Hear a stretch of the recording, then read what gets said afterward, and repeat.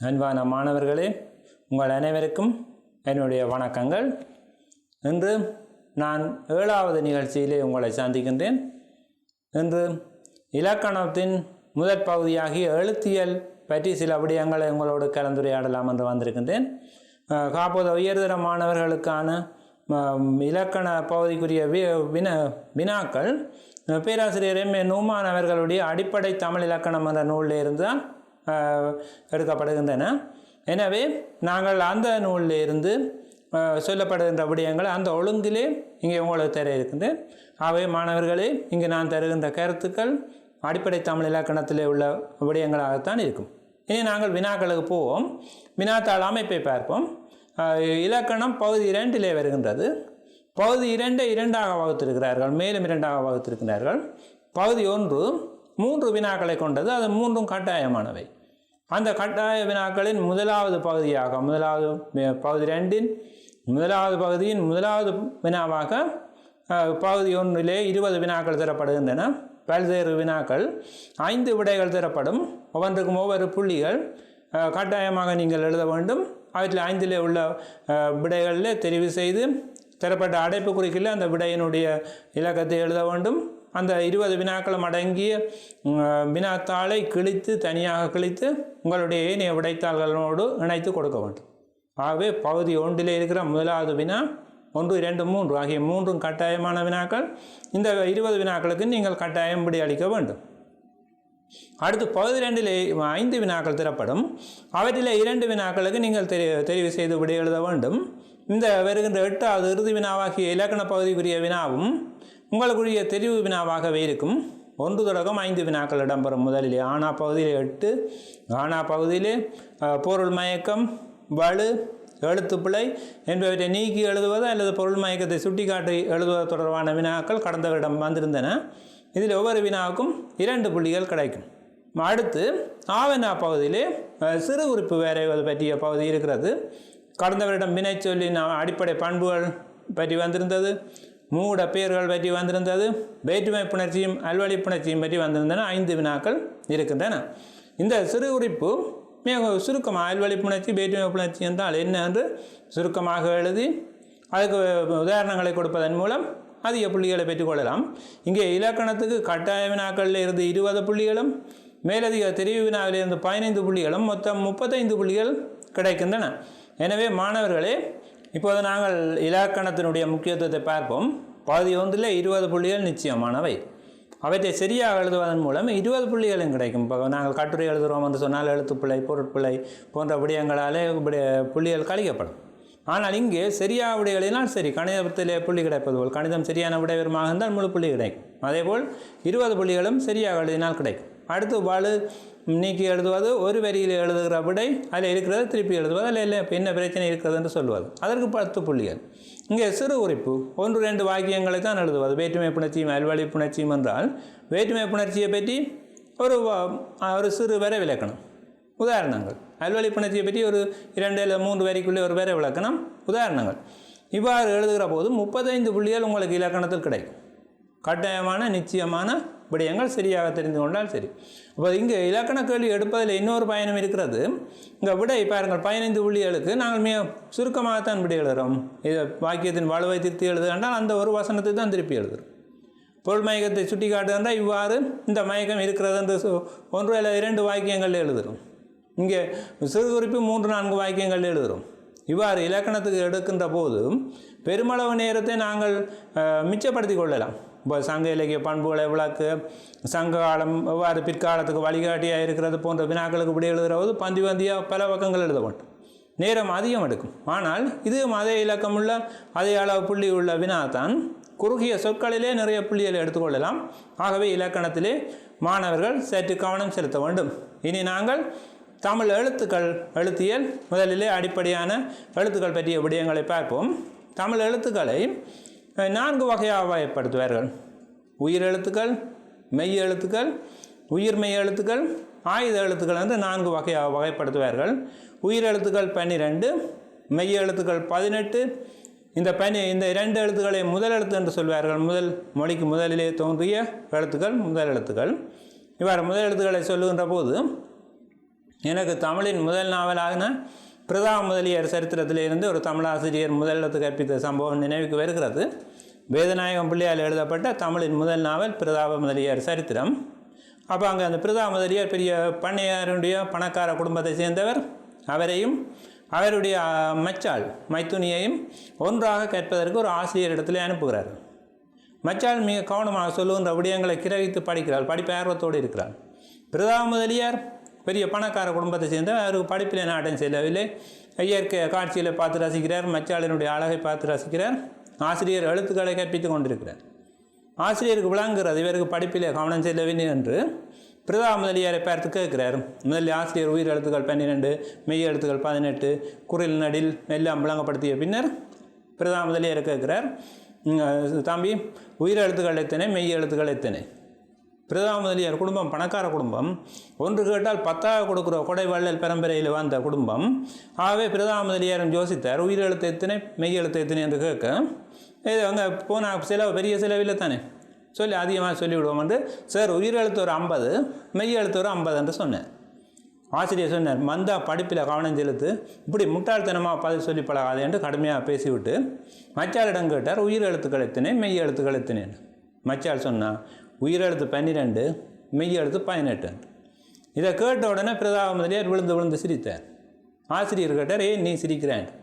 இல்லை சார், நான் 50 சொல்லியே நீங்கள் அது புளியண்டு என்ன பேசுகிறீங்கள், இவோ 12 18 சொல்கிறா, நீங்கள் ஓமெண்ட்டு கேட்பீங்களோன்று அவர் சொன்னார். பாரு, இருக்கிற எண்ணிக்கையை தான் சொல்ல வேண்டும். உயிர் எழுத்துக்களும் மெய் எழுத்துக்களும் சேர்ந்து முதல் எழுத்துக்கள் எனப்படும். அவை இரண்டும் சேர்வதால் 12 தர 18, உயிர்மெய் எழுத்துக்களுடைய எண்ணிக்கை 216, அதனோடு ஆயுத எழுத்து ஒன்று இருக்கிறது. ஆகவே தமிழ் நெடுங்கணக்கில் உள்ள மொத்த எழுத்துக்களின் எண்ணிக்கை 247 ஆகும். அடுத்து முதல் எழுத்துக்கள் பற்றி சொல்லி நான் முன்னரே சொன்னேன். உயிர் எழுத்துக்கள் 12, மெய் எழுத்துக்கள் 18, ஆகவே மொத்தம் 30 முதல் எழுத்துக்கள் இருக்கின்றன. இனி உயிர் எழுத்துக்களை இரண்டாக பிரிக்கலாம். ஒன்று குறில் எழுத்துக்கள், மற்றது நெடில் எழுத்துக்கள். குறுகிய ஓசை உடையவை குறில் எழுத்துக்கள், ஒரு மாத்திரை அளவுடையவை. மாத்திரை என்றால் என்ன என்று யோசிப்பீர்கள். தலையடிக்கு மாத்திரை போடுகிறோம், காய்ச்சலுக்கு மாத்திரை போடுகிறோம், அப்படி மாத்திரையாண்டு இல்லை. இது குறுகிய கை நொடி பொழுது அல்லது கண்ணிமைக்கின்ற பொழுது மாத்திரை எனப்படும். ஒரு மாத்திரை ஒரு கை நொடிக்கின்ற அளவு அல்லது கண்ணிமைக்கின்ற அளவில் உச்சரிக்கப்படுவது குறுகிய எழுத்துக்கள், குறில் எழுத்துக்கள். ஆனா, ஈனா, ஊனா, ஏனா, ஓனா ஆகிய 5 குறில் எழுத்துக்கள் ஆகும். நீண்ட ஓசை உடையவை நெடில் எழுத்துக்கள். இவை 2 மாத்திரை அளவு உச்சரிக்கப்படும். ஆவென்ன, ஈயன்னா, ஊவென்ன, ஏன்னா, ஐயன்னா, ஓவென்ன, அவன் ஆகிய 7 நெடில் எழுத்துக்கள் ஆகும். இனிமேல் இன்னொரு வகையான சிறப்பெழுத்துக்கள் இருக்கின்றன. கூட்டியுற எழுத்துக்கள் அல்லது சந்தி அகரம் என்று சொல்வார்கள். 2 எழுத்துக்கள் சேர்ந்து வருகின்ற எழுத்துக்கள் கூட்டு உயிர் எழுத்துக்கள் என்று சொல்வார்கள். இங்கே தமிழில் ஐயன்னாவும் ஒவ்வென்னாவும் கூட்டு உயிர் எழுத்துக்களாகும். ஐயன்னா ஆனாவும் ஈனாவும் சேர்வதாலே வருகிறது, ஒவ்வென்னா ஆனா மூணாவும் சேர்வதாலே வருகிறது. ஆகவே இந்த 2 எழுத்துக்களும் தமிழில் உள்ள கூட்டு உயிர் எழுத்துக்கள் ஆகும். இனி ஒலிக்கும் முறையில் அடிப்படையில் உயிரெழுத்துக்களை 8 தொகுதிகளாக நுகுமான் அவர்கள் தன்னுடைய அடிப்படை தமிழ் இலக்கணத்தில் வகைப்படுத்துகிறார். நவீன இலக்கண கருத்துக்களின் அடிப்படையில் இந்த 8 தொகுதிகளும் இருக்கின்றன. முதலாவது வகை இதழ் குவிந்த எழுத்துக்கள். ஊனா, ஊவென்னா, ஓனா, ஓவென்னா, அவன் ஆகியவற்றை உச்சரிக்கின்ற போது நாங்கள் இதழை குவித்து உச்சரிக்கின்றோம். நன்னூல் சொல்லும் நன்னூல் சூத்திரம் உ உ ஓ ஓ அவ் இதழ் குவிவே. இந்த இதழ்களை குவித்து ஒலிப்பதாலே இந்த எழுத்துக்கள் உருவாகின்றன என்று சொல்லி நன்னூல் சூத்திரம் சொல்லும். முந்தி நாங்கள் படிக்கின்ற காலத்திலே எங்களுக்கு ஆசிரியர்கள் இலக்கண கருத்துக்களை சொல்லுகின்ற போது சூத்திரங்களை சொல்லி விளங்கப்படுத்துவார்கள். ஆனால் இப்போது மாணவர்களுக்கு இந்த சூத்திரம் சொல்லி விளங்கப்படுத்துகிற வழக்கம் இல்லை. இப்போ நான் இப்போ சில தமிழ் ஆசிரியர்களிடம் கேட்டேன், நீங்கள் சூத்திரம் சொல்லி இப்போ மாணவர்களுக்கு இலக்கணத்தை கற்பிப்பதில்லை என்று. அவர்கள் சொன்னார்கள், இப்போதைய மாணவர்கள் சூத்திரம் என்றால் பயப்படுகிறார்கள். சூத்திரத்தை கேட்டால் சூத்திரம் என்று சொல்ல தோங்கவே பாத்ரூமுக்கு ஓடுகிறார்கள். அதனாலே தான் நாங்கள் இப்போ சூத்திரம் சொல்வதில்லை என்று ஒரு தமிழ் ஆசிரியர் சொன்னார். அப்போ நாங்கள் இந்த இதழ் குவிந்த எழுத்துக்களாக ஊனா, ஊவென்னா, ஓனா, ஓவென்னா, அவன் ஆகிய 5 எழுத்துக்கள் இருக்கின்றன. இதை நான் மரபுவழி அடிப்படையில் இல்லாமல் நுகுமான் அவர்களுடைய நவீன இலக்கண கோட்பாடுகளின் அடிப்படையில் இந்த 8 தொகுதிகளும் சொல்லப்படுகின்றன. அடுத்து 5 எழுத்துக்களை இதழ் குவித்து எழுதுகிறோம் உச்சரிக்கிறோம் என்று சொன்னால் ஏனைய 7 எழுத்துக்களும் இதழ் குவியா எழுத்துக்களாகும். இந்த ஊனா உவன்னா ஓனா உவன்னா அவனா தவிர்த்த ஏனைய 7 எழுத்துக்களும் இதழ் குவியா எழுத்துக்களாகும். அவை எவை? ஆனா ஆவன்னா இ ஏ ஏ ஐ ஆகிய 7ம் இதழ் குவியா எழுத்துக்கள் ஆகும். இனி 3வது வகை முன்னுயிர் எழுத்துக்கள் என்று பிரிக்கப்படுகின்றது. உச்சரிக்கும் போது நாக்கின் முன்பகுதி உரைப்படையும் உயிரெழுத்துக்கள் முன்னுயிர்கள் எனப்படும். உச்சரிக்கின்ற போது நாக்கின் எந்த பகுதி முன்பகுதி உரைப்படைந்தால் முன்னுயிர் எழுத்து என்றும், நடுப்பகுதி உரைப்படைந்தால் நடு உயிர் எழுத்து என்றும், பின்பகுதி உரைப்படைந்தால் பின்னுயிர் எழுத்து என்றும் சொல்வார்கள்.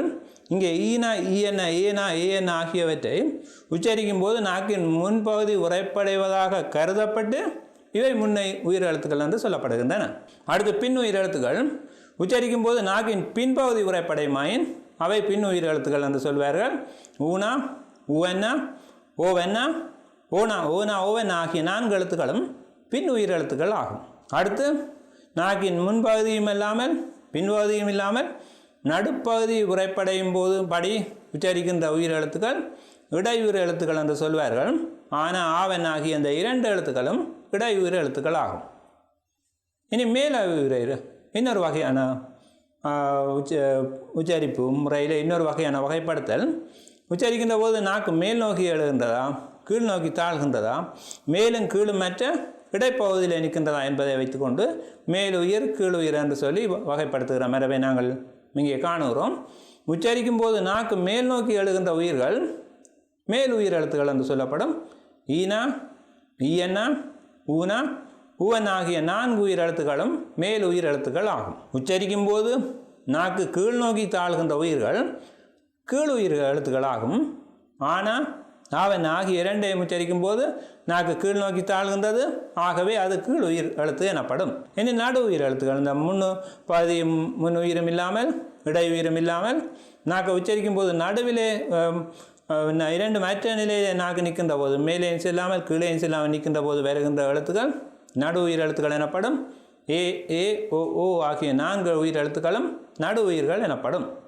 அடுத்து நாங்கள் மேல் உயிர்கள் பார்த்தோம், நடு உயிர்கள் என்று பார்த்தோம், முன்னுயிர் பின்னுயிர் என்று பார்த்தோம். ஆகவே இப்போது அந்த 2ஐயும் சேர்த்து ஒரு அட்டவணையாக பார்ப்போம். மேலுயிர்கள் அது இருக்கின்ற அதே வேளை முன்னுயிராக இருப்பவை, நடு உயிராக இருக்கின்ற அதே வேளை முன்னுயிராக இருப்பவை, இவ்வாறு 5 வகையான அட்டவணையை பார்ப்போம். மேல் முன்னுயிராக ஈயன் ஆகிய எழுத்துக்கள் உயிரெழுத்துக்கள் இருக்கின்றன. நடு முன்னுயிராக ஏனா ஏஎன் ஆகியவை இருக்கின்றன. இதில் ஈனா குரில் ஈயன நடு. மேல் பின்னுயிராக ஊ ஆகியவை இருக்கின்றன. நடு பின்னுயிராக ஓ ஓ ஆகியவை இருக்கின்றன.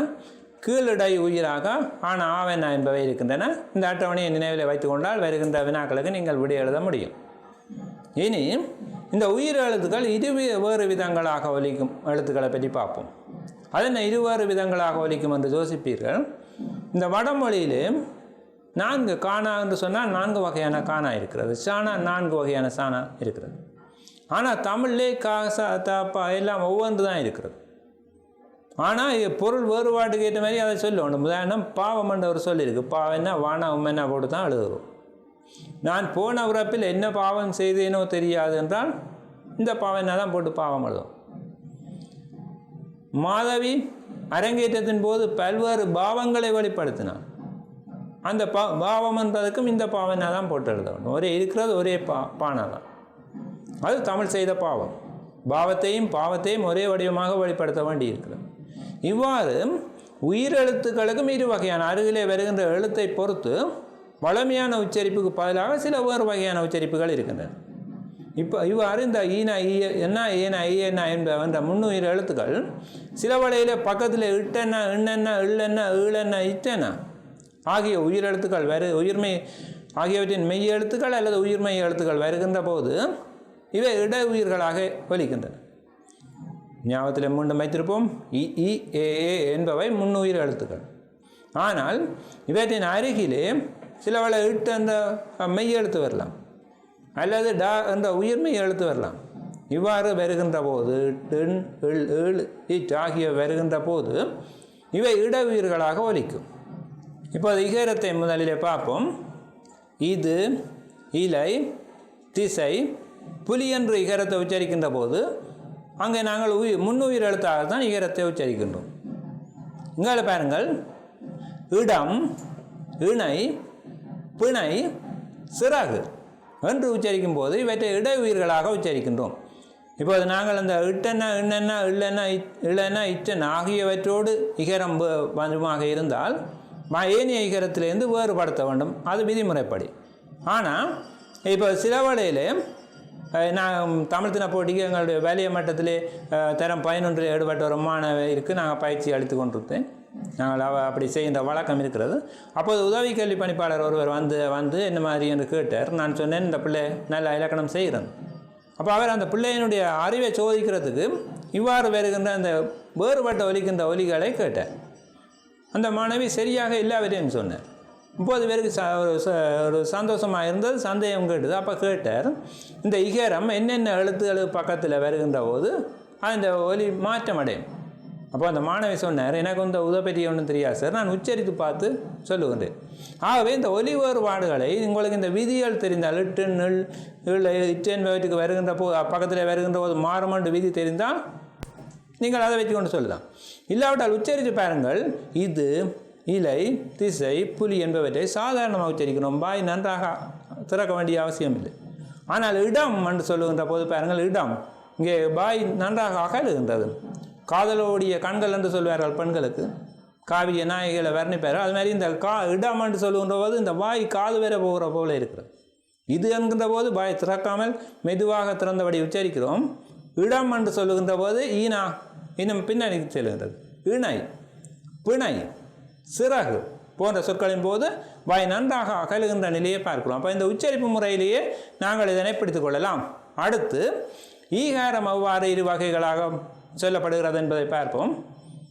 ஈசல், ஈயம், தீது, நீளம்.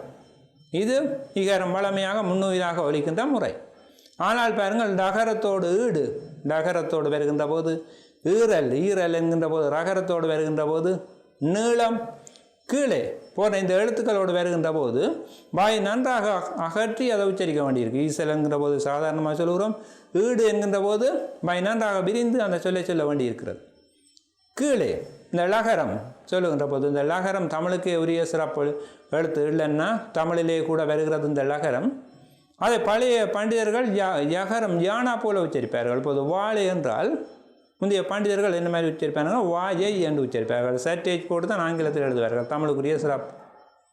அப்போ ஒரு பண்டிதருடைய மகன் இருந்தால் அவர் தன் மகனுக்கும் அதை இந்த வாழை, வாயை, ஒய்க்கம் என்று உச்சரித்து பழகினார். அந்த மகன் பாடசாலையை போகிறான்.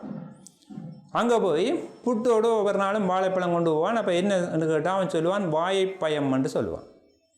அப்போ இது வாயப்பயம் என்று அவனுக்கு வாயப்பயம் என்று பட்டம் வைத்து விட்டார். வகுப்பாசிரியை திருத்தி பார்த்தார், வாழைப்பழம் என்று சொல்லு என்று. அது அவன் திருந்துறதா இல்லை.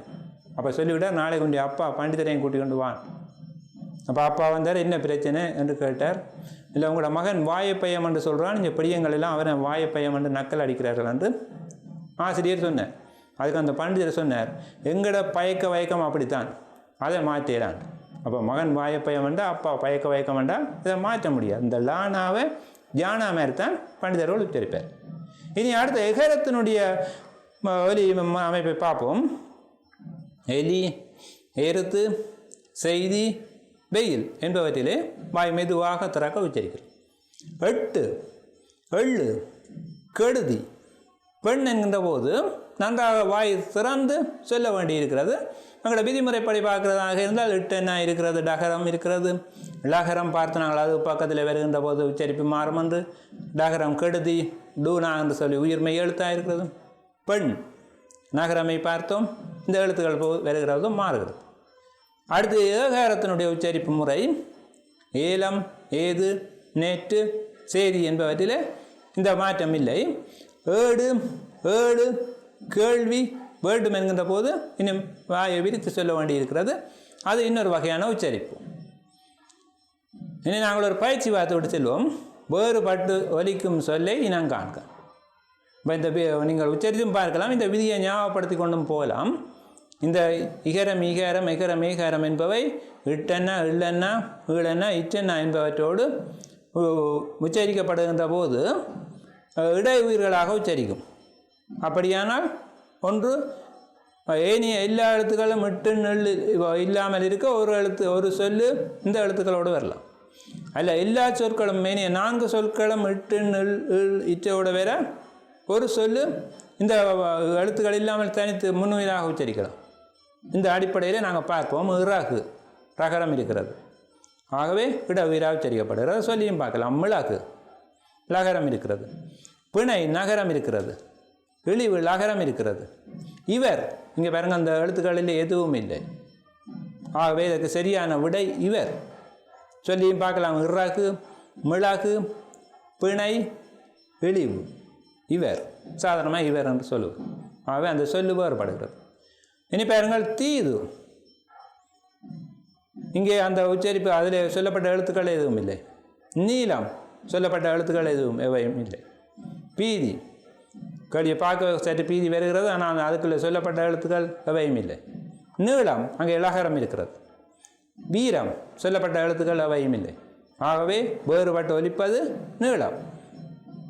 உச்சரித்து கூட அந்த விடையை நாங்கள் கண்டுபிடித்துக் கொள்ளலாம். அடுத்த பகுதியை பாருங்கள். எளிமை, எறும்பு, மென்மை, கெடுதி, வெறுப்பு.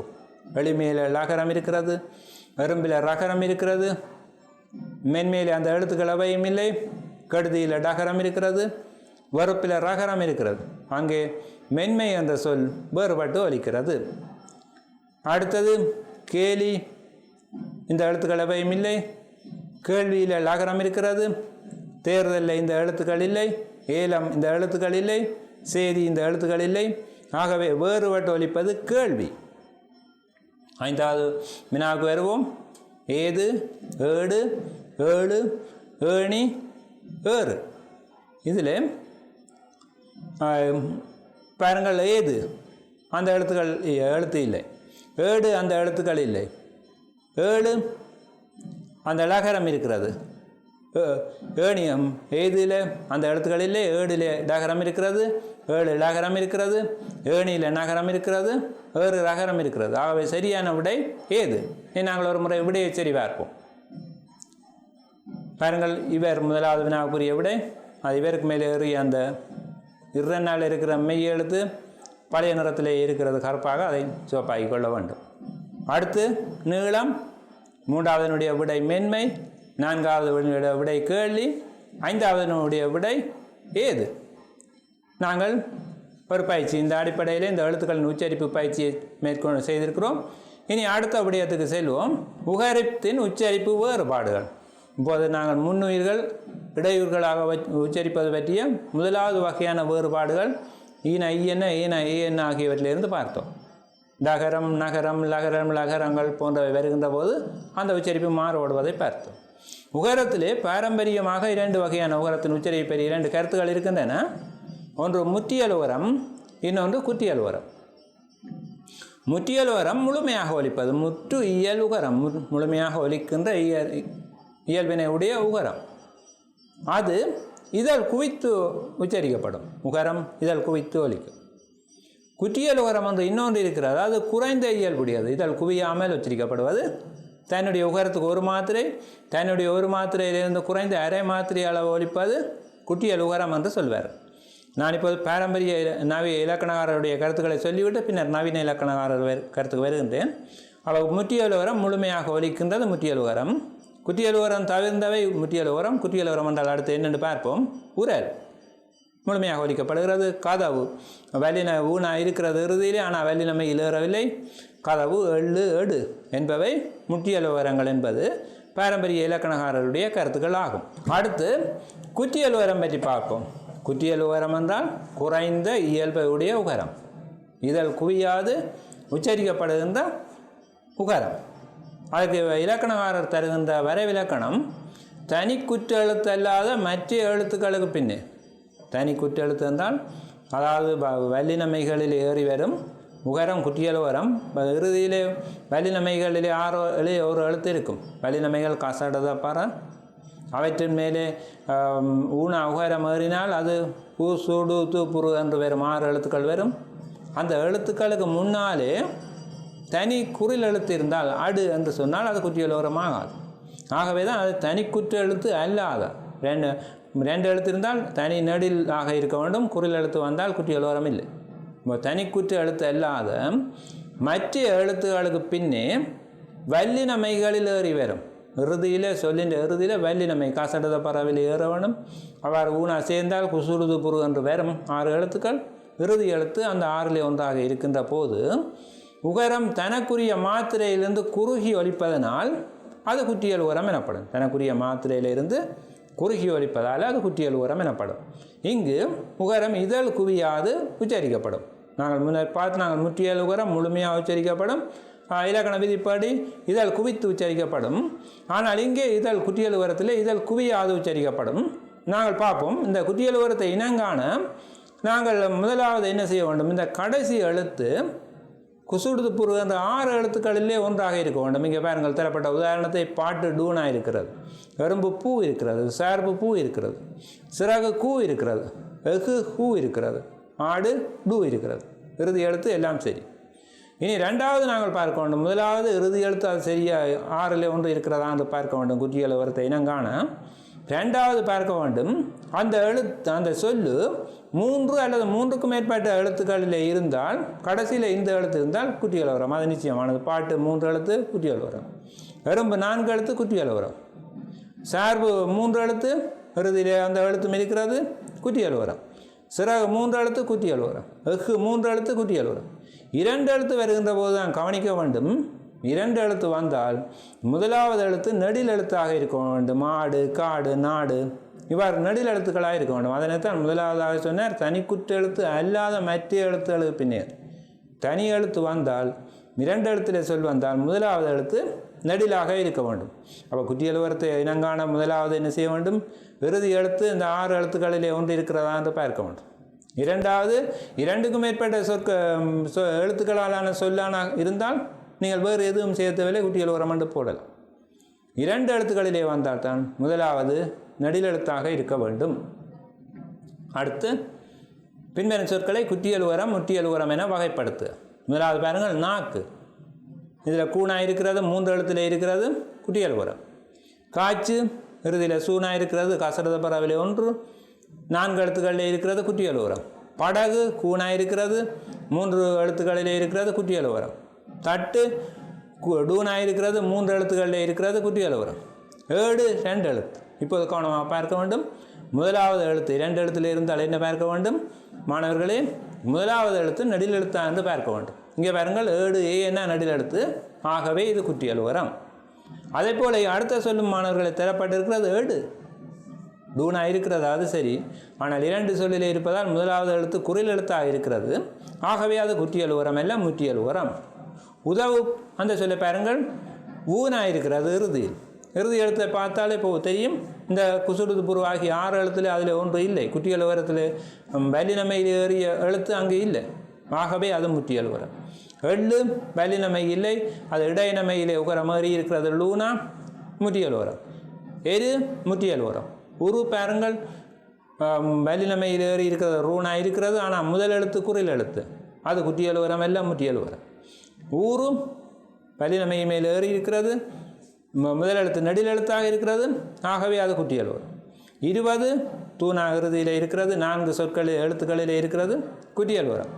இவ்வாறு மரபு வழியிலே நாங்கள் குற்றியல் உரம் முற்றியல் உரம் என்று வகைப்படுத்தலாம். இனி இந்த பின்னணியிலே நாங்கள் நவீன இலக்கணகாரருடைய உகரத்தின் உச்சரிப்பு பற்றிய கருத்துக்களை பார்ப்போம். பேராசிரியர் எம்.ஏ. நூமான் அவர்களுடைய கருத்துக்கள் இங்கே தரப்படுகின்றன. அவர் சொல்லுகிறார், தற்காலத்தில் உகரம் இதழ் குவித்து 2 இடங்களிலே தான் ஒலிக்கப்படுகிறது. இதழ் குவித்து பழைய இலக்கணகாரர் சொல்வது போல சரியாக உச்சரிக்கப்படுகிறது. முதலாவது மொழி முதலில் வரும் உகரம் இதழ் குவித்து, அதாவது முற்றியல் உகரமாகவே உச்சரிக்கப்படுகிறது. அது இலக்கணகாரர் சொன்னதையும் அவர் ஏற்றுக்கொள்கிறார். மொழி முதலிலே அந்த ஊனா வந்தால் முழுமையாகத்தான் உச்சரிக்கப்படும். 3 உதாரணங்கள் தான் இருக்கின்றேன். உரல், முயல், குயில். அடுத்து 2வது சொல்லின் முதலில் உகரம் வந்தால் அதை அடுத்து வருகின்ற உகரமும் இதழ் குவித்தே உச்சரிக்கப்படுகிறது. புதுமை பூ சொல்லின் முதலிலே இருக்கிறது, அதை அடுத்து அதே போல் இன்னொரு உகரம் இருக்கிறது புதுமை. முதுமை மூணா சொல்லின் முதலிலே இருக்கிறது, முதலில் வேறு முகரம் முழுமையாக உச்சரிக்கப்படும் என்று பார்த்தோம். இப்போது அந்த மூணாவோடு சேர்ந்த காரணத்தால் தூணாவும் முழுமையாக உச்சரிக்கப்படுகிறது. உழுதேன் ஊனா உகரம் இருக்கிறது, முழுமையாக உச்சரிக்கப்படும். அந்த ஊனாவுக்கு பக்கத்தில் இன்னொரு ஊனாம் இருக்கிறது உழுதேன், அதுவும் முழுமையாக உச்சரிக்கப்படும். ஆகவே தற்காலத்தில் சொல்லுக்கு முதலிலே வருகின்ற உகரமும் முதலாவது உகரமாக இருக்க இரண்டாவதாக வருகின்ற உகரமும் மாத்திரம் முட்டியல் உகரமாக உச்சரிக்கப்படுகிறது என்பது நூமானுடைய கருத்து. அடுத்து குற்றியல் உகரங்கள் இதழ் குவியாது உச்சரிக்கப்படுகின்றன. அடுத்து நாங்கள் குற்றியல் உகரம் பற்றி இலக்கணக்காரர் சொல்லுகின்றார்கள். குறைந்த இயல்புடைய உகரம், ஆகவே இதழ் குவியாது உச்சரிக்கப்படுகிறது என்று. அதை நவீன மொழியியலாளரும் ஏற்றுக்கொள்கின்றனர். பாம்பு, எட்டு, நாடு பாருங்கள், மூன்றும் குற்றியல் உகர சொற்கள். அடுத்து தனி குற்றெழுத்துடன் வரும் உகரங்களும் இதழ் குவியாது குற்றியல் உகரங்களாகவே உச்சரிக்கப்படுகின்றன. பழைய இலக்கணக்காரர் சொன்னார்கள், தனி குற்றெழுத்தோடு வந்தால் அது குற்றியல் உகரம் அல்ல. நாங்கள் முதல் ஏடு போன்ற உதாரணங்களை பார்த்தோம், அது முற்றியல் உகரம். ஆனால் நவீன இலக்கணக்காரர் பேராசிரியர் நூமான் முதலியோர் சொல்லுகின்றனர், இந்த தனி குற்றெழுத்தோடு வருகின்ற உகரமும் முந்தி முற்றியல் உகரமாக ஒலிக்கப்பட்ட அந்த உகரமும் இப்போது குற்றியல் உகரமாகத்தான் ஒலிக்கப்படுகிறது. நீங்கள் சொல்லி பார்த்தால் பசு, கொடு, விடு, பெரு சொல்லி பார்த்தால் தெரியும், முழுமையாக அது உச்சரிக்கப்படவில்லை. ஆகவே அவையும் தனி குற்றெழுத்தோடு வருகின்ற உகரங்களும் இதழ் குவியாத ஒலிக்கப்படுகின்றன. அடுத்த மூன்றாவது, சொல்லின் இறுதியில் இடையின மெல்லினமைகளை அடுத்து வரும் உகரங்களும் இதழ் குவியாது ஒலிக்கின்றன. சொல்லின் இறுதியில் வல்லினமையில் வருகின்ற உகரங்கள் தான் இதழ் குவியாது உச்சரிக்கப்படுகின்றன என்று பழைய இலக்கணக்காரர் சொல்லியிருக்கிறோம். அந்த முதலாவது உதாரணம் பாருங்கள், வல்லினமையில் ஏறியவை அவை குற்றியல் உகரங்கள். மெல்லினமையிலும் இடையினமையிலும் ஏறியவற்றை பண்டைய இலக்கணக்காரர் அவை முற்றியல் உகரங்கள் என்றே சொன்னார்கள். ஆனால் இப்போது நவீன இலக்கணக்காரர் இடையினமையிலும் மெல்லினமையிலும் ஏறி வருகின்ற உகரங்களும் இதழ் குவியாது குற்றியல் உகரங்கள் போலவே உச்சரிக்கப்படுகின்றன என்கின்றார்கள். முதலாவது உதாரணத்தை பாருங்கள், எள்ளு, அதனுடைய இறுதி சொல் லூனா, எள்ளெண்ணாவின் மேல், அதாவது இடையினமையாகிய எள்ளெண்ணாவோடு சேர்ந்து லூனா ஊனா இருக்கிறது, அதுவும் குற்றியல் உகரம் போலவே உச்சரிக்கப்படுகிறது. குற்றியல் உகரங்களாக வந்ததில் அந்த எங்கெண்ணா விடுபட்டு விட்டது, மன்னிக்கவும், அதை திருத்திக் கொள்ளுங்கள். பின்னு இன்னென்ன பாருங்கள், இடையினமை மெல்லினமையோடு சேர்ந்து இருக்கிறது. கதவு இடையினமையோடு சேர்ந்து இருக்கிறது ஊனா. மேரு இடையினமையோடு சேர்ந்து இருக்கிறது ரூனா. இவையும் குற்றியல் உகரம் போலவே உச்சரிக்கப்படுகின்றன என்று நவீன இலக்கணக்காரர் கூறுகின்றனர். இனி அடுத்ததாக உயிரெழுத்துக்கள் பற்றி பார்த்தோம். உயிரெழுத்துக்களின் முன் உயிர் எழுத்துக்கள் இடையுயிர் எழுத்துக்களாக உச்சரிக்கப்படுகின்ற நிலை பற்றி பார்த்தோம். குற்றியல் உகரம் முற்றியல் உகரம் என்று பார்த்து குற்றியல் உகரங்கள் முற்றியல் உகரங்கள் என்று குற்றியல் உகரங்களாக உச்சரிக்கப்படுகின்ற நிலையை பார்த்தோம். இனி நாங்கள் மெய் எழுத்துக்கள் பற்றி பார்க்கலாம். மெய் எழுத்துக்கள் 18, இவற்றை பின்வருமாறு வகைப்படுத்தலாம். 1 வல்லினமைகள். அடுத்து நாங்கள் மெய் எழுத்துக்களுக்கு செல்வோம். மெய் எழுத்துக்கள் 18, இவற்றை ஒலிக்கும் முறையின் அடிப்படையில் 3ஆக வகைப்படுத்துவார்கள். வல்லினமைகள், மெல்லினமைகள், இடையினமைகள். வன்மையான ஓசையுடையவை வல்லினமைகள், மென்மையான ஓசையுடையவை மெல்லினமைகள், இரண்டுக்கும் இடைப்பட்ட ஓசையுடையவை இடையினமைகள். இனி நாங்கள் முதலாவது பார்ப்போம் வல்லினமைகள். கசடுதப்பற ஆகிய கிச், இட், உப்பிட் ஆகிய 6ம் வன்மையான ஓசையுடையவை வல்லினமைகள். இவற்றை வெடிப்பொலிகள் என்று சொல்வார்கள். இந்த சொல்லை ஞாபகத்தில் வைத்திருக்கணும். காற்று வந்து வாயில் வெடித்து பிரிந்து செல்கின்றது, ஆகவே அவற்றை வெடிப்பொலிகள் என நவீன இலக்கணக்காரர் சொல்வார்கள். மரவழி இலக்கணக்காரர்கள் வல்லினமைகள் என்பதை இப்போது வெடிப்பொலிகள் அல்லது தடையொலிகள் என்று சொல்வார்கள். இந்த வெடிப்பொலி என்ற சொல்லு தான் இனி வேறு மாங்காலே, அந்த சொல்லை ஞாபகத்தில் வைத்திருங்கள். அடுத்து மெல்லினமைகள். ஞான, நமன, இங்கென்ன, இஞ்சென்ன, இன்னென்ன, இன்னென்ன, உம்மென்ன ஆகிய 6ம் மென்மையான ஓசையுடையவை. அவற்றை மெல்லினமைகள் என்கின்றோம். அவை மூக்கிலே நாங்கள் மூக்கினூடாக உச்சரிக்கின்ற போது மூக்கொலிகள் என்று சொல்லப்படுகின்றன. வல்லினமைகளை வெடிப்பொலிகள் என்று நவீன இலக்கணக்காரர் சொன்னது போல மெல்லினமைகளை மூக்கொலிகள் என்று சொல்வார்கள். அடுத்து இடையினமைகள் ஜரல வளல இல்லு வெள் ஏழு என்பன இடையினமைகள். அவற்றுக்கு நவீன இலக்கணக்காரர் பெயர் தவில்லை, அது இடையினமைகளாகத்தான் இருக்கின்றன. வல்லினமைகளும் வெடிப்பொலி என்றும் மெல்லினமைகளை மூக்கொலி என்றும் கூறுவதை நினைவில் வைத்திருந்தால் போதுமானது. அடுத்து தமிழிலே இருக்கிற இன்னொரு சிறந்த எழுத்து வடிவம் கிரந்த எழுத்துக்களாகும். வடமொழியிலே இருந்து தமிழிலே சொற்கள் வருகின்ற போது அவை வருகின்ற எழுத்துக்கள் கிரந்த எழுத்துக்கள் என்று சொல்லப்படுகின்றன.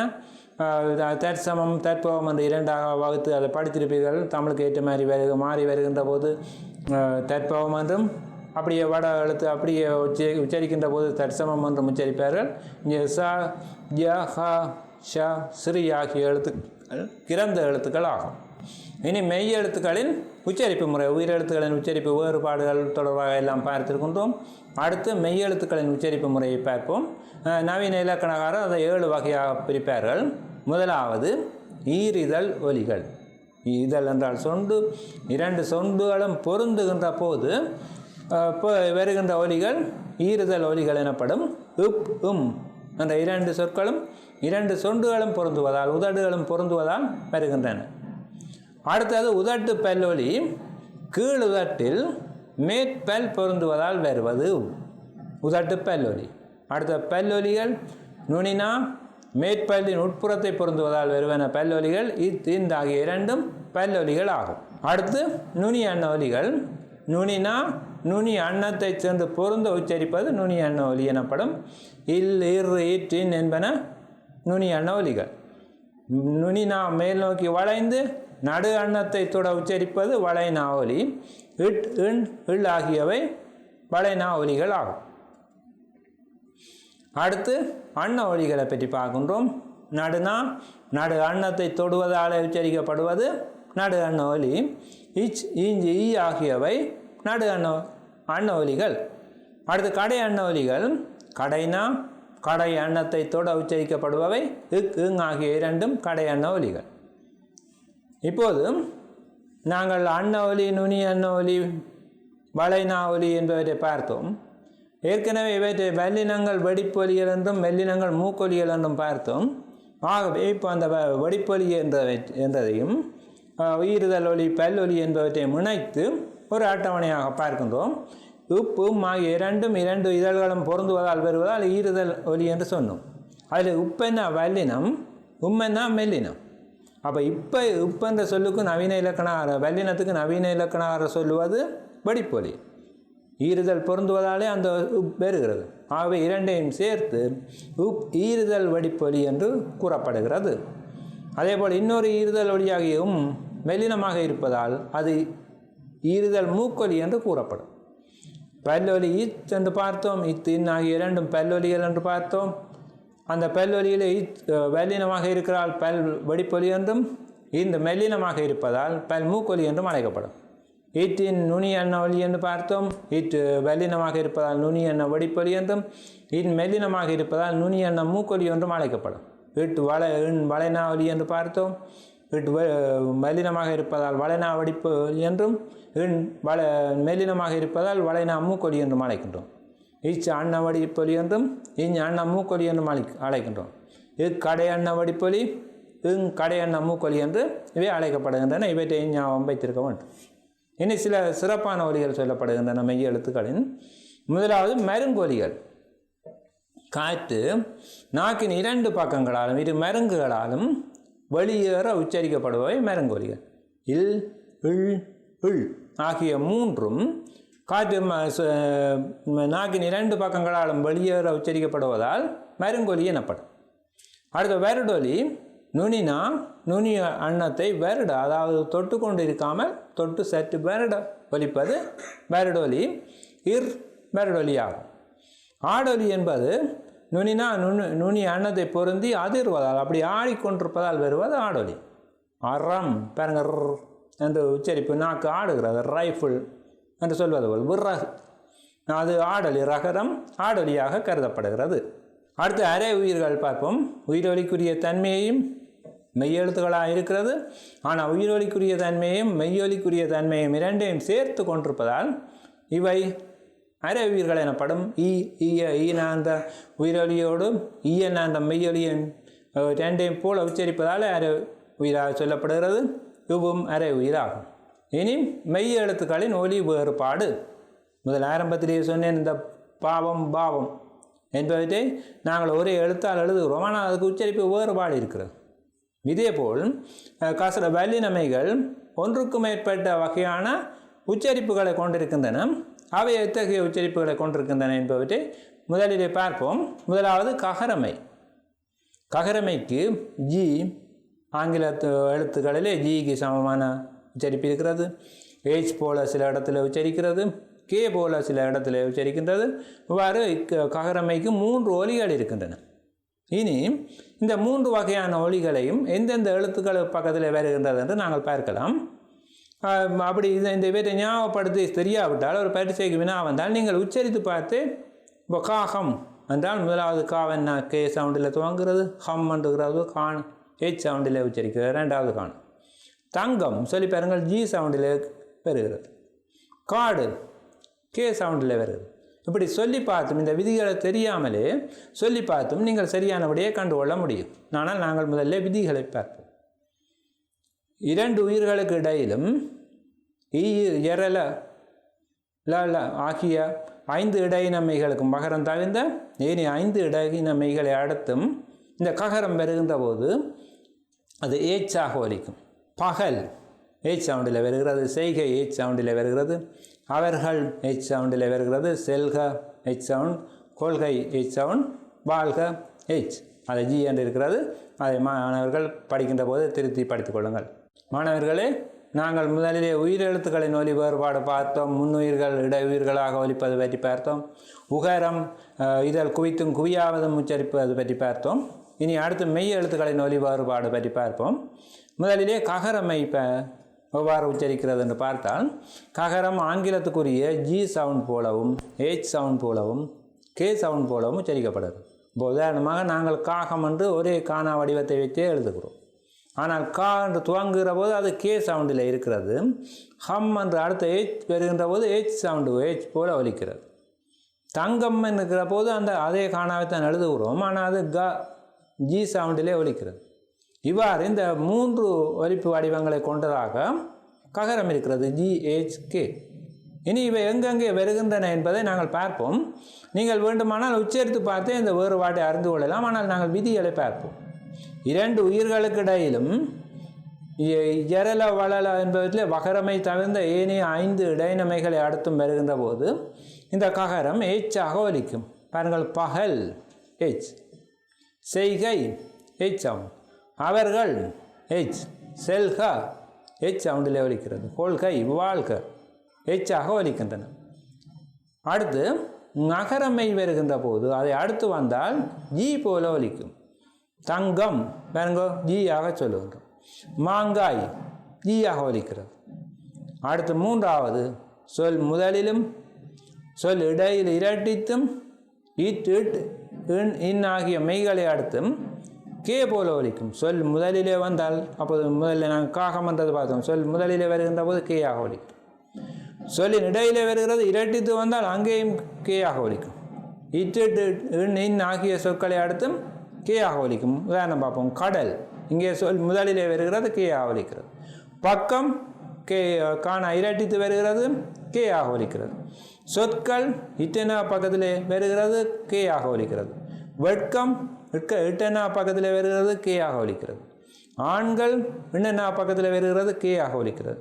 நன்கு இன்னனா பக்கத்தில் வருகிறது, கேயாக ஒலிக்கிறது. இப்போது நாங்கள் இதுக்கு ஒரு வினாவை பார்த்து விட்டு செல்வோம். ககரம் வேறுபட்டு ஒலிக்கும் சொல்லை தெரிவு செய்க. ககரம் கேயாக ஒலிக்கின்ற இடத்துல ஒன்று வேறுபாடாக H-ஆக ஒலிக்கலாம் அல்லது G-ஆக ஒலிக்கலாம். இந்த சொற்களிலிருந்து அதை தெரிவு செய்ய வேண்டும். வேகம் பாருங்கள் H சவுண்ட், தாகம் H சவுண்ட், தேங்காய் G சவுண்ட், செய்கை H, வாழ்க H. அப்போ இங்கே வேறுபட்டு ஒலிக்கிற சொல் தேங்காய், ஏன்னா அங்கே G சவுண்டிலே ககரம் ஒலிக்கிறது. அடுத்த பாருங்கள், செல்க H சவுண்ட், பங்கம் G, சிங்கம் G, வேங்கை G, மாங்காய் G. அப்போ இங்கே வேறுபடுகிறது, செல்க என்ற சொல் வேறுபட்டு ஒலிக்கிறது. கடல் சொல் எழுத்தின் முதலில் காண வருகிறது, கே சவுண்ட். பக்கம் இரட்டித்து வருகிறது, கே சவுண்ட். பெண்கள் என்னென்ன பக்கத்தில் வருகிறது, கே சவுண்ட். பெட்கம் எட்டனா பக்கத்தில் வருகிறது, கே சவுண்ட். நங்கை G சவுண்டில் ஒலிக்கிறது. ஆக இங்கே சரியான விடை நங்கை. அடுத்து கொள்கை சொற்கள் வீழ்க, அகம், வேகம். இங்கே கொள்கை சொற்கள் இட்டனாக அடுத்து வருகின்ற போது கேயாக ஒலிக்கின்றது. இனி நாங்கள் விடையை ஒரு முறை பார்ப்போம். தேங்காய், செல்க, நங்கை சொற்கள் இவை அவற்றுக்குரிய விடைகளாகும். அடுத்து சகரமை. ககரம் பார்த்தோம் 3 வகையாக ஒலிக்கிறது என்று. அடுத்து சகரமையும் 3 வகையான ஒலிகளை கொண்டிருக்கிறது. ஒன்று எஸ் என்ற எழுத்துக்கு போல ஒலிக்கிறது. இன்னும் சில இடத்துல ஜி என்ற எழுத்தை போல ஒலிக்கின்றது. இன்னும் சில இடத்துல சிஹெச் என்ற சொல் போல ஒலிக்கிறது. முதலாவது சொல்லின் முதலிலும் 2 உயிர்களுக்கு இடையிலும் எஸ் போல ஒலிக்கும். சட்டி பாருங்கள், சொல்லுக்கு முதலில் வருகிறது எஸ் போல, ஆங்கிலத்தில் இருக்கிற எஸ் எழுத்து போல ஒலிக்கிறது. தேசம், இங்கால இத்தனாவினுடைய ஏஎன்னா இருக்கிறது உயிரெழுத்து. சாணா பித்திங்கண்ட இச்சென்னாக்குரிய ஆனா இருக்கிறது. அப்போ ஏஎன்னான்ற உயிரெழுத்துக்கும் ஆனான்ற உயிரெழுத்துக்கும் நடுவில் இச்சென்னா இருக்கிறபடியால் அது எஸ் போல ஒலிக்கிறது. இரண்டாவது ஜே போல ஒலிக்கும் இடம் நகரமை வருகின்ற போது அதை அடுத்து ஜே போல ஒலிக்கும். தஞ்சம், இஞ்சனா பக்கத்தில் சாணா வந்திருக்கு, ஜே போல சொல்லி பாருங்க. குஞ்சு ஜே போல ஒலிக்கிறது. அடுத்து சொல் இடையில் இரட்டித்தும் இட்டித் முதலிய மெய்களை அடுத்தும் சிஹெச் போல ஒலிக்கும். பச்சை, பசை என்று சொன்னால் எஸ் போல ஒலிக்கும். ஆனால் இங்கே பச்சை இரட்டித்து வந்தபடியால் அது சிஹெச்சாக ஒலிக்கிறது. பட்சி சிஹெச், முயற்சி சிஹெச் இவ்வாறு ஒலிக்கிறது.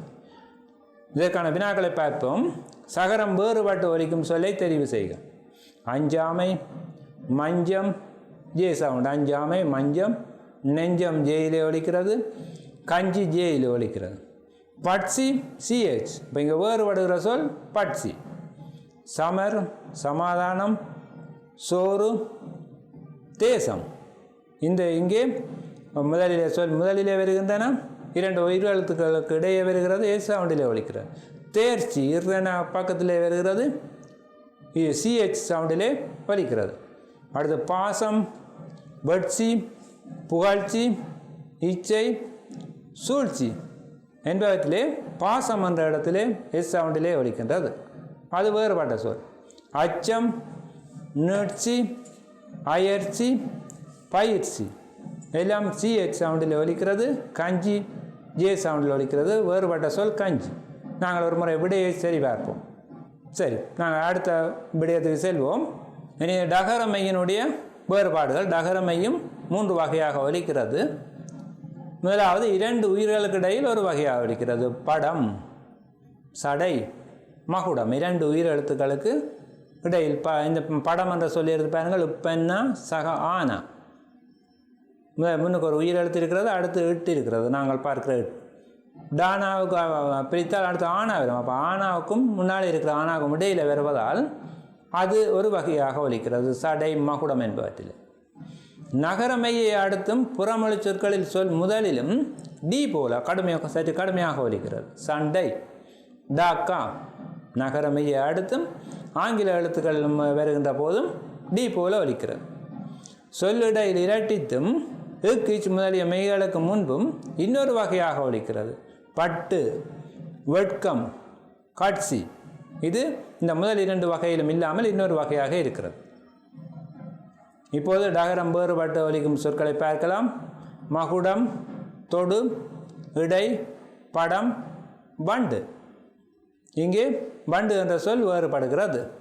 அடுத்த டான்ஸ், முட்டாள், டம்பம், அண்டை, நண்டு. மூன்றாவது தடை, லட்டு, மாட்சி, பட்சம், முட்கள். இவற்றுக்குள்ளான விடையை நாங்கள் அடுத்து பார்ப்போம். இனி அடுத்த விடயத்துக்கு செல்வோம். தகரமை மையினுடைய ஒலி வேறுபாடு. இதுவரை ககரம், சகரம், பகரம் ஆகிய 3 வகையாக ஒலித்ததை பார்த்தோம். இப்போ தகரமை 2 வகையாக ஒலிக்கிறது. ஒன்று 2 உயிர்களுக்கு இடையிலும் வகரம் தவிர்ந்த இடையினமைகளை அடுத்தும் ஒரு வகையாக ஒலிக்கும். கதவு, செய்து, தேர்தல், பலதுறை, நாள்தோறும் வாழ்தல். கதவு 2 உயிர்களுக்கு இடையே வருகிறது. செய்து ஈயன்னாவை அடுத்து வருகிறது. தேர்தல் இருதன்னாவை அடுத்து வருகிறது. பலதுறை இல்லனாவை அடுத்து வருகிறது. பல்துறை என்று வர வேண்டும்.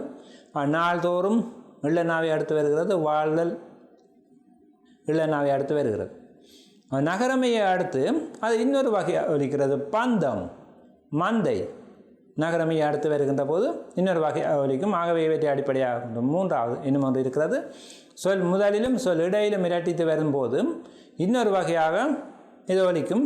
தப்பு பத்து என்பவை இன்னொரு வகையான ஒலிப்பு முறைகள் ஆகும். அடுத்து பகரமையினுடைய மூவகையான ஒலிப்பு முறைகள் பற்றி பார்ப்போம். இரண்டு உயிர்களுக்கு இடையிலும் எரல ல ஆகிய இடையின மெய்களை அடுத்தும் ஒரு வகையாக ஒலிக்கும். சபலம், செய்பவர், சார்பு, சால்பு, கொள்பவர், வாழ்பவர் என்பவற்றில் பியை விட சற்று ஒலி குறைந்ததாக இங்கே ஒலிப்பதை நாங்கள் காணுகின்றோம். அடுத்து மகரமையை அடுத்து ஆங்கில பி போல ஒலிக்கும். சாம்பல், தம்பி என்பவற்றிலே பி போல இந்த ஒலிப்பு இருப்பதை நாங்கள் காணுகின்றோம். சொல் முதலிலும் சொல் இடையில் இரட்டித்தும் இட்டு இட்டு இன்னும் முதலிய மெய்களை அடுத்து வரும்போது ஆங்கில பி போல ஒலிக்கும். மூன்று வகையான ஒலிப்பு முறைகள் இங்கே பகரமைக்கு. அடுத்து பகரவை மெய்யின் மூன்று வகையான ஒலி வேறுபாடுகள் பற்றி பார்ப்போம்.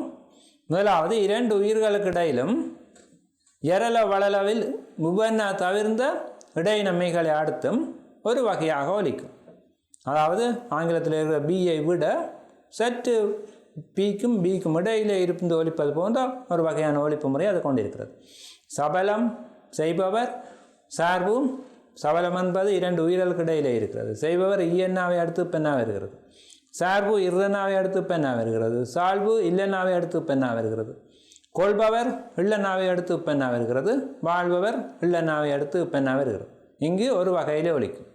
அடுத்து மகரமை வருகின்ற இடத்தில் ஆங்கிலத்தில் இருக்கிற பி எந்த வகையில் ஒலிக்கிறதோ அதை போல இருக்கும். சாம்பல், தம்பி என்று பி சவுண்டில் ஒலிப்பதை நாங்கள் பார்க்கின்றோம்.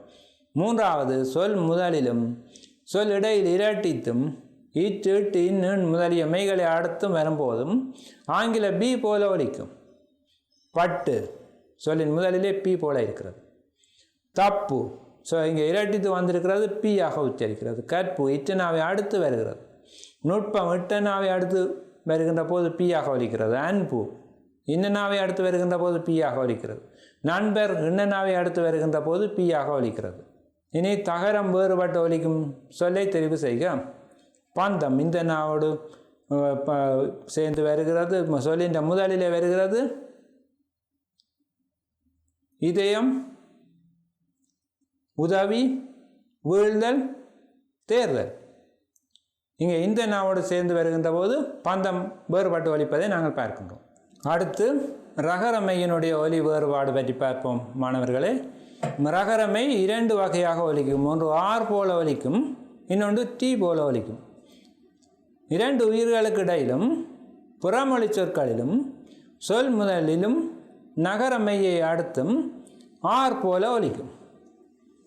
அதாவது இரண்டு உயிர்களுக்கு இடையில் ஆறாம் ஆனா இட்டனா அங்கே இன்னொரு ஆணா இருக்கிறது. இரண்டு உயிர்களுக்கு இடையே வருகின்ற போது ஆறாம் ஆர் போல ஒலிக்கிறது. புறமொழி சொற்களில் சொல் முதலில் ராம்புட்டான் புறமொழி சொல் ராணா மொழி முதலில் இருக்கிறது. ஆர் போல ஒலிக்கிறது. நகரமையை அடுத்து நன்றி நகரமை என்னென்ன இருக்கிறது அதுக்கு பின்னால் இருக்கிறது. ஆர் போல ஒலிக்கிறது. அடுத்து சொல் இடையில் இரட்டித்தும் உப்பென்ன எக்கென்ன முதலிய மெய்களுக்கு முன்பும் டி போல ஒலிக்கும். ரெண்டு வகையாக தான் இருக்கும். ஒன்று ஆர் மற்றது டி. சொல்லுக்கு இடையில் இரட்டித்து வருகிற இடத்துலையும் உப்பென்ன எக்கென்ன முதலிய மெய்களுக்கு முன்னால் வருகின்ற போதும் டி போல ஒலிக்கும். பற்று இரட்டித்து வருகிறது டி போல் இருக்கிறது. பற்று சொல்லி பாருங்கள். பற்று. கற்பு உப்பென்னாக முன்னாலே இருக்கிறது டி போல ஒலிக்கிறது. சொற்கள் மிட்டனாக முன்னாலே இருக்கிறது டி போல ஒலிக்கிறது. ரகரம் வேறுபட்டு ஒலிக்கும் சொல்லை தெரிவு செய்க. பாருங்கள். குரம் ஆர் சவுண்டிலே ஒலிக்கிறது. திரள் R sound. Road R sound. கன்று ஆர் சவுண்ட். வெற்றி டி போல ஒலிக்கிறது. ஆகவே இங்கே பொருத்தமான சொல் வெற்றி.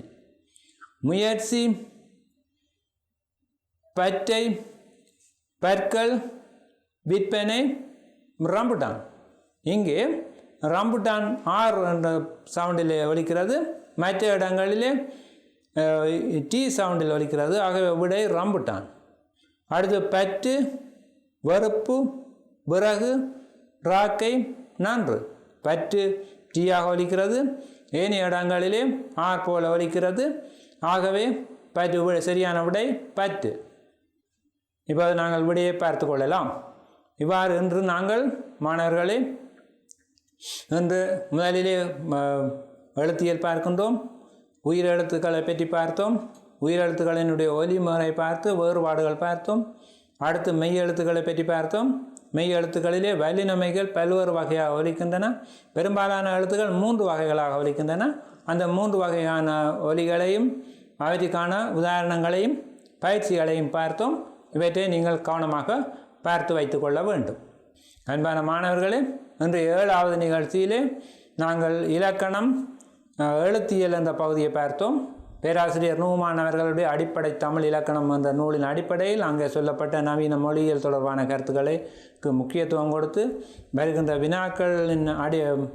வினாக்களின் அடிப்படையிலே விடயங்களை பார்த்து கொண்டோம். இவற்றை நீங்கள் கவனமாக படித்து வைத்துக் கொள்வதன் மூலம் அதிக புள்ளிகளை பெற்றுக்கொள்ள முடியும்.